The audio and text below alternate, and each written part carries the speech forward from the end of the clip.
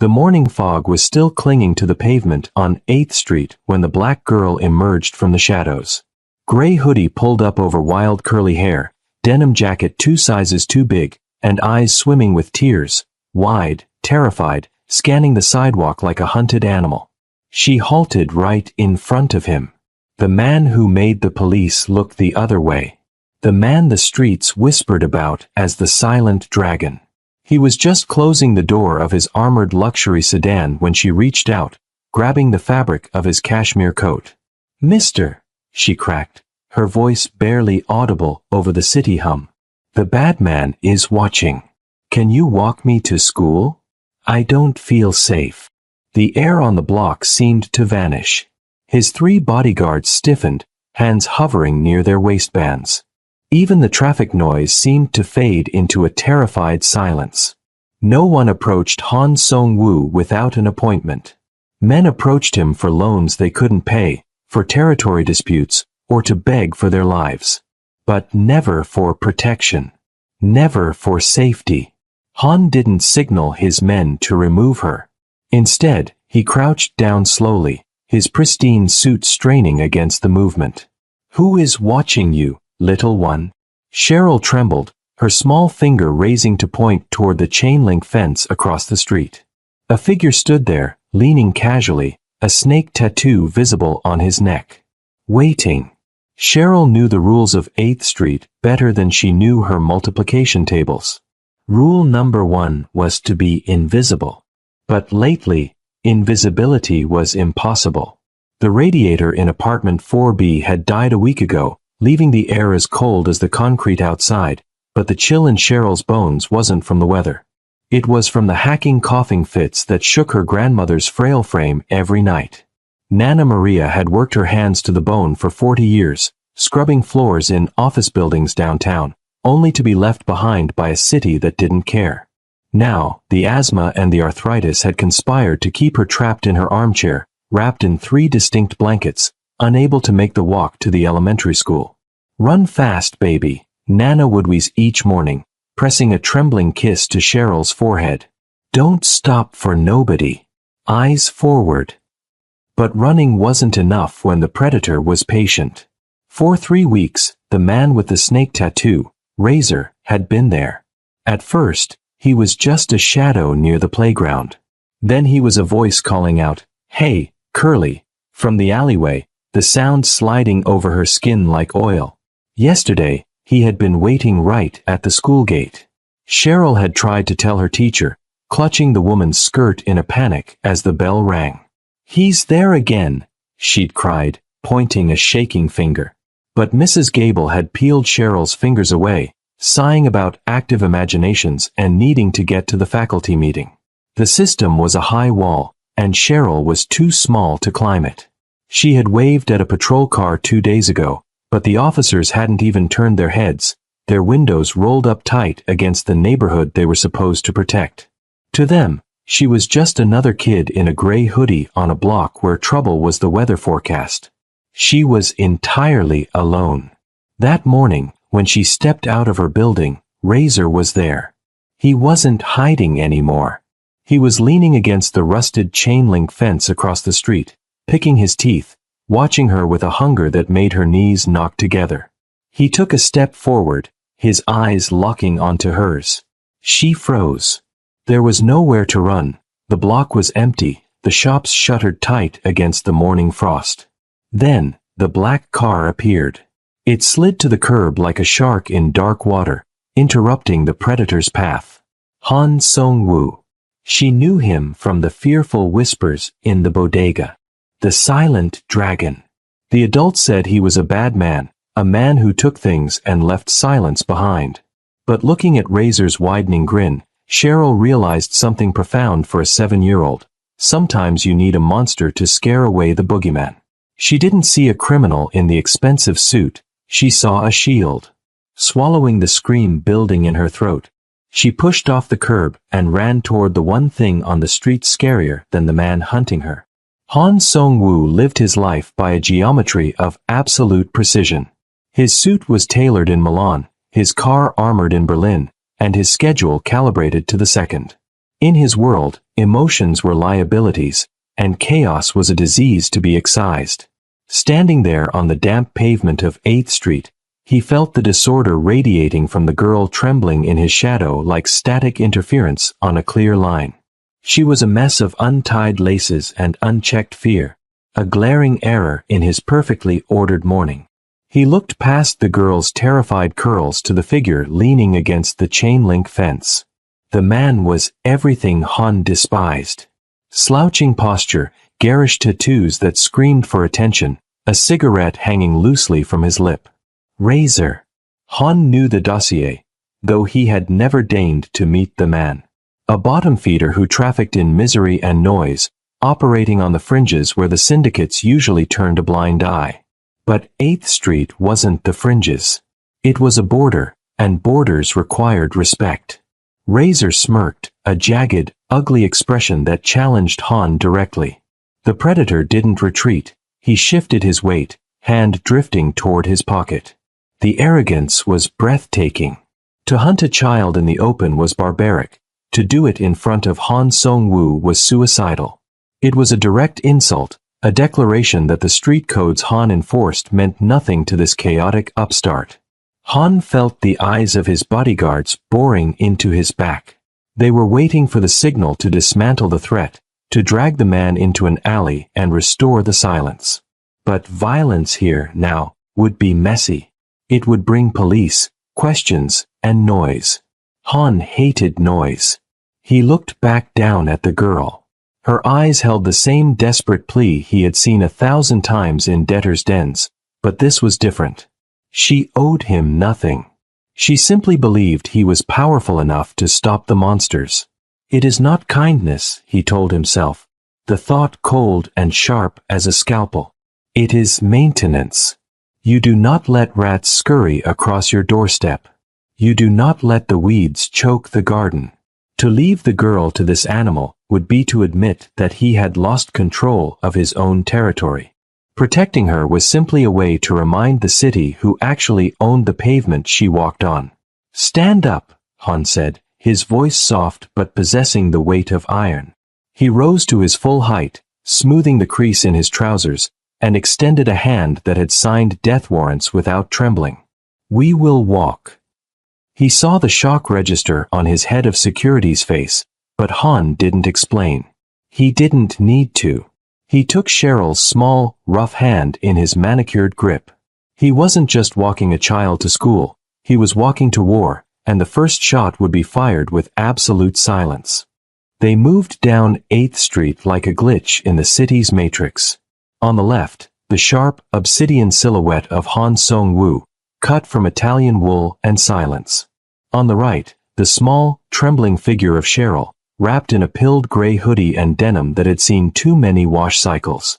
His hand, manicured and deadly, enveloped hers, which was rough and sticky with the residue of fear.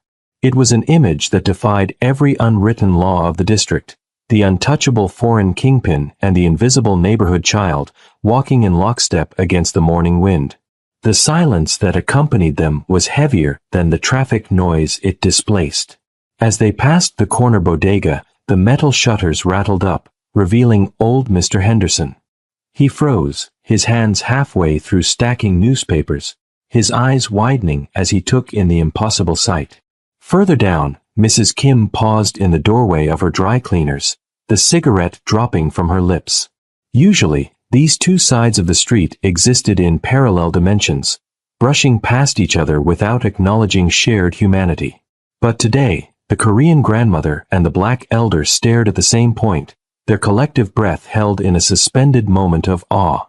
Han felt the weight of their gazes. He kept his chin high, his expression unreadable behind his dark sunglasses, but his grip on Cheryl's hand remained firm, a constant transmission of safety. He walked with a deliberate, rhythmic cadence, forcing the girl to match his stride, turning her frantic scuttle into a dignified march. Head up, he murmured, barely moving his lips. Do not look at the ground. You are not the one who should be hiding. Cheryl sniffed, wiping her nose on her sleeve, and lifted her chin. Across the street, the effect was immediate. Razor's crew, usually so loud and sprawling in their intimidation, seemed to shrink.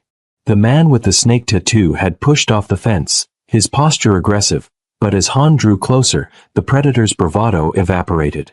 Razor's eyes darted from Han's stoic face to the three large men trailing 10 paces behind him. Han's shadows, moving with the lethal grace of Dobermans. There was no shouting match. No weapons were drawn. There was only the crushing pressure of Han's presence. Razor took a step back, then another, his boots scuffing on the concrete in a clumsy retreat. He mumbled something to his underlings, and like smoke clearing in a stiff breeze, they dissolved into the alleyways, leaving the sidewalk open. The threat hadn't just been neutralized, it had been embarrassed. For the first time in her life, Cheryl walked down her own block not as prey, but as royalty, shielded by the darkest shadow in the city. Han returned to the sanctuary of his armored sedan, the heavy door sealing out the noise of the street with a dull thud. The engine purred to life, vibrating through the leather seats, but Han did not signal the driver to move. Instead, he pulled a sleek black phone from his coat pocket and dialed a number that didn't exist in any public directory. "The tenement on 8th, he said, his voice flat. "Who holds the mortgage?" A pause. "Buy it. Today. Under the Shell Company." He watched through the tinted glass as Cheryl disappeared into the school building, her backpack bouncing. And the grandmother in 4B. Clear her debts. All of them. Medical, rent, utilities. Mark it as a clerical error or a lottery win. Just make sure she never worries about money again. He hung up before there could be an acknowledgement. It was a precise, surgical strike against the chaos that allowed men like Razor to thrive. Poverty was the crack in the pavement where weeds grew.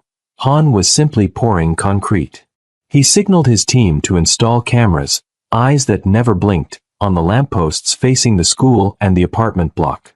By noon, 8th Street would be the most surveilled blind spot in the city. Just as the car shifted into gear, a small fist rapped on the window. Han lowered the glass an inch. Cheryl stood on her tiptoes, breathless. She didn't say a word, just shoved a folded piece of lined notebook paper through the crack. Her eyes, no longer terrified, held a fierce, childish gratitude. Then, she turned and sprinted back toward the safety of the school doors. Han unfolded the paper. It was a crayon drawing, hasty and crude. A tall, black rectangle represented him, standing next to a smaller, gray smudge. A yellow sun, impossibly bright, hung over them. It was garbage, the kind of debris he usually had his cleaners incinerate. But Han didn't crumple it. He stared at the waxy lines for a long moment, feeling a strange, unfamiliar tightness in his chest. Slowly, deliberately, he folded the drawing and tucked it into the inner breast pocket of his jacket, right next to his heart, shielding it behind $5,000 worth of Italian silk. "Boss," Lieutenant Park said from the front seat, his eyes watching Han in the rearview mirror with guarded concern. "We have a meeting with the Triad in 20 minutes. This detour. Razor will not take this lightly. He will see it as a territory grab." Park paused, the unspoken question hanging in the recycled air. "Is this good for business?" Han looked out at the gray street, the ghost of the little girl's warmth still lingering on his palm. "Business requires order, Park," Han replied, his voice dropping to a temperature that frosted the air between them. "And I am tired of the noise." But as the car pulled away, Han knew the lieutenant was right. He had just bought a war with a drawing of the sun. The truce of 8th Street lasted exactly 48 hours. Razor, stung by the humiliation of his retreat, didn't wait for darkness this time. He chose the bleeding edge of the afternoon, while the sun was still scraping against the brick tenements and Cheryl was drawing hopscotch squares in pink chalk on the sidewalk. She felt safe now, a dangerous illusion in a city that remembered everything. A rusted sedan screeched to the curb, mounting the sidewalk with a grinding crunch of metal. The door flew open, and one of Razor's lieutenants, A man built like a refrigerator with knuckles tattooed to read hate, lunged for her. He didn't speak. He just grabbed the hood of her gray sweatshirt, jerking her backward off her feet. Cheryl screamed, a high, piercing sound that usually signaled the neighborhood to close its blinds and turn up the television. But the neighborhood had seen the dragon walk with the lamb. The old rules of mind your business had been rewritten in Italian wool and silence. Mr. Henderson didn't lock the bodega door. Instead, the 60-year-old grocer vaulted over his fruit stand, wielding a heavy wooden crate of yams like a battering ram. He slammed it into the kidnapper's spine with a roar that sounded nothing like a shopkeeper. "Not today," he bellowed. The attacker stumbled, his grip on Cheryl loosening just enough for her to scramble away. He turned, reaching for his waistband, but he never got the gun out. Mrs. Kim, the tiny woman from the dry cleaners who barely reached the man's chest, stepped out and unleashed a stream of pepper spray directly into his eyes, screaming curses in Korean that needed no translation. Suddenly, they were everywhere.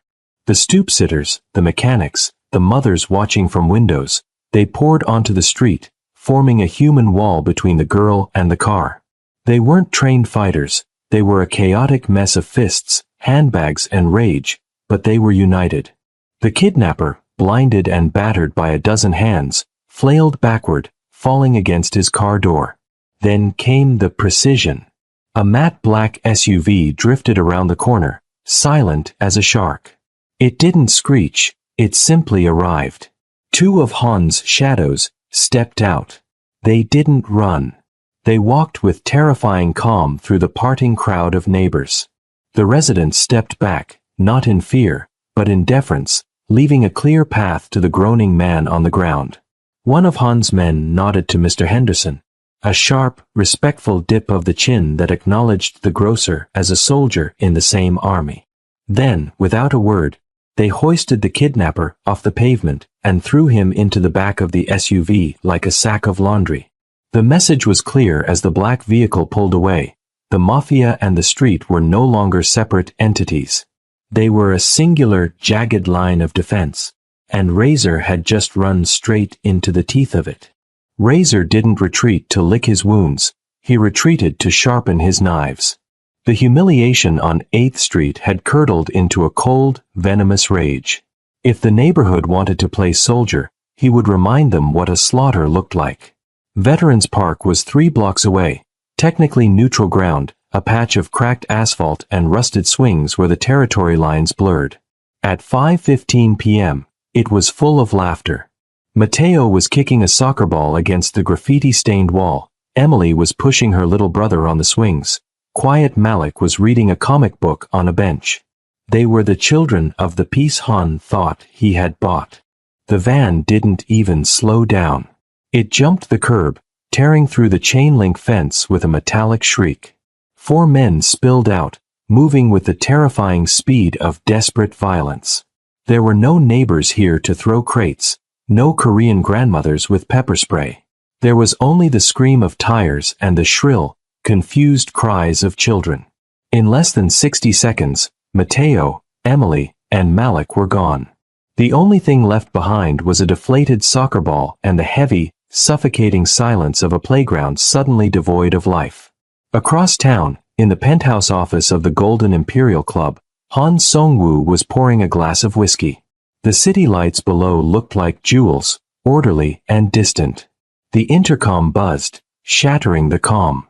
"Package for you, Sejangnam," his guard announced, his voice tight. "No return address." Courier said it was urgent. Han didn't flinch. He set his glass down, the amber liquid trembling slightly. "Bring it." The box was wrapped in brown butcher paper, damp at the corners. When Han cut the twine with a letter opener, the smell hit him first, iron and rot. Inside, nestled in dirty straw, were 3 objects: a small, mud-stained sneaker, a pink hair ribbon, and a pair of broken reading glasses. But it was the photograph beneath them that made Han's blood turn to ice. It was a grainy telephoto shot of him holding Cheryl's hand from that morning, taken from a rooftop. Smeared across his own face in the photo, thick and crimson and still wet, was a message scrawled in blood. You watch her. Who watches them? Han stared at the red letters. The whiskey glass in his hand shattered, slicing into his palm. He didn't feel the cut. He didn't look at the blood dripping from his own hand onto the pristine mahogany desk. He only felt the crushing weight of the realization that his act of redemption had just condemned 3 innocents to hell. The war he had tried to buy his way out of had just arrived at his doorstep, and it was demanding a price he wasn't sure he could pay. The silence in the penthouse was no longer a luxury. It was a vacuum, sucking the air out of the room. Lieutenant Park stood by the desk, his eyes fixed on the blood dripping from Han's clenched fist, mingling with the mess on the mahogany. He didn't offer a bandage. In their line of work, some wounds had to bleed. It is a classic pincer move, Sejangnam, Park said, his voice steady but urgent. Razor knows he cannot beat us in a straight fight. He wants you to react emotionally. He wants you to send our soldiers into the tenements where his traps are waiting. If we move on him now, the triads will see we are distracted. The Russians will move on the docks. We lose the shipping lanes by morning. Han didn't answer. He was staring at the small, mud-caked sneaker on his desk. It belonged to a child who had probably never seen the ocean, let alone a shipping lane. Cut the line, Park urged, stepping closer. We double security on 8th Street for the girl, Cheryl. We keep our word to her. But these others, they are civilians. Casualties of the city. If you go to war for them, you burn down the empire you spent 20 years building. Is that a fair trade? It was the sensible choice. The logical choice. It was the choice the old Han Song-woo would have made without a second heartbeat. To survive as a king, one had to be willing to sacrifice pawns. Han reached into his inner breast pocket with his uninjured hand. He pulled out the folded piece of notebook paper. The edges were sharp against his fingertips. He unfolded it next to the carnage on his desk. The crude crayon drawing, the black rectangle and the yellow sun, sat in stark contrast to the blood-smeared photograph of his own face. The girl had drawn him as a protector. Razor had painted him as a plague. You ask if it is a fair trade, Han said softly. He looked at the yellow sun, drawn with such heavy pressure the wax had clumped on the paper. He thought of the terrifying trust in Cheryl's eyes, and then he thought of the terror that must be in Mateo's, Emily's, and Malik's eyes right now in some dark basement. My empire is built on fear, Park. But a man who allows children to be harvested to save his profit margin is not a king. He is just a manager of a slaughterhouse. Han picked up the drawing and slid it back into his pocket, close to his heart. Then he wrapped his bleeding hand in a silk handkerchief, pulling the knot tight with his teeth. Burn it, Han said, his voice cold and final. Park blinked. The evidence. No. Han turned to the window, looking out at the city that thought it knew him. The rule book. Call every captain. Empty the warehouses. I don't care about the docks. Tonight, we are not businessmen. We are the consequences. The fluorescent lights of the St. Jude Community Center buzzed overhead, a sickly yellow hum that grated against raw nerves. The room was packed with folding chairs and frantic parents, the air thick with the smell of stale coffee and sharp, acrid sweat. When the double doors swung open, the cacophony of sobbing and shouting was severed instantly, replaced by a silence so heavy it felt physical. Han Song-woo stepped into the room. He was alone, having ordered his security detail to wait outside, a suicide move in any other context. He walked down the center aisle, his Italian leather shoes clicking against the scuffed linoleum. Every eye fixed on him was a weapon. These weren't the deferential looks of shopkeepers. These were the glares of mothers who had nothing left to lose. You have some nerve, a voice cracked through the quiet. It was Maria, Mateo's mother. She stood up, her face swollen from crying, pointing a trembling finger at the most dangerous man in the city. You come here to watch My boy is gone because of you. Because you wanted to play hero for a day. A murmur of agreement rippled through the crowd, ugly and rising. A man near the front, Malik's father, stepped forward, fists clenched at his sides. Get out, he spat. Before we carry you out. Han didn't flinch. He didn't signal for backup. He simply stopped in the middle of the room, looking at the faces distorted by the same agony he had seen in the mirror only an hour ago. He looked at the banner above the stage that read Unity in Community, now mocking them all. You are right, Han said. His voice wasn't loud, but it carried to the back of the hall. I threw a stone into the water, and your children were caught in the ripple. I cannot undo the past. I cannot give you back the hours you have spent in hell. He slowly unwrapped the silk handkerchief from his hand. The cut from the broken glass was still fresh, a jagged red line across his palm. He held it up, not as a threat, but as testimony. The room went still, watching the blood well up. But I know where the monsters live, Han continued, his gaze locking with Maria's. And I know how to kill them. He took a step closer to the grieving parents, lowering his hand so the blood dripped once onto the gray floor, a visceral, binding contract. I am not asking for your forgiveness. I am asking for your trust for one night, Han stated, his voice turning into cold steel. I pledge this on my own blood and on my honor, which is all I have left. I will bring Mateo, Emily, and Malik home to you. He paused, looking at each parent individually. Or I will not return at all. The promise hung in the air, absolute and terrifying. It wasn't a politician's vow, it was a death sentence, either for Razor or for Han himself. Maria looked at the man in the black suit, searching for the lie, but found only a terrifying resolve. Slowly, she nodded. And in that nod, the pact was sealed. The dragon belonged to them now. The raid did not begin with a shout, but with a ripple of silence that started on the corner of 8th and Main. It was a terrifying symphony of two worlds colliding. Han's elite enforcers, moving with the fluid lethality of specters, synchronized their breach with the text messages of neighborhood lookouts perched on rooftops and fire escapes. The teenage boy on the bike signaled the bakery owner, who signaled the black SUV. The eyes of the street guided the hands of the syndicate. Razor's stronghold was a dilapidated warehouse by the old rail yards, a monument to decay. He expected the police, or perhaps a rival gang crashing through the front door. He did not expect the lights to cut out simultaneously, plunged into darkness by a hack from Han's tech specialist. He did not expect the windows to shatter inward, not from stones, but from flashbang grenades. Han moved through the smoke like a wraith, his handgun an extension of his will. His men swept the floor with surgical efficiency, dropping Razor's thugs before they could raise their weapons. There was no chaotic brawling tonight. There was only the cold, hard math of superior force. When Han kicked open the door to the inner office, he found Razor trying to scramble out a window. Razor froze, looking back. He didn't see a businessman in a suit. He saw the Reaper. Han didn't speak.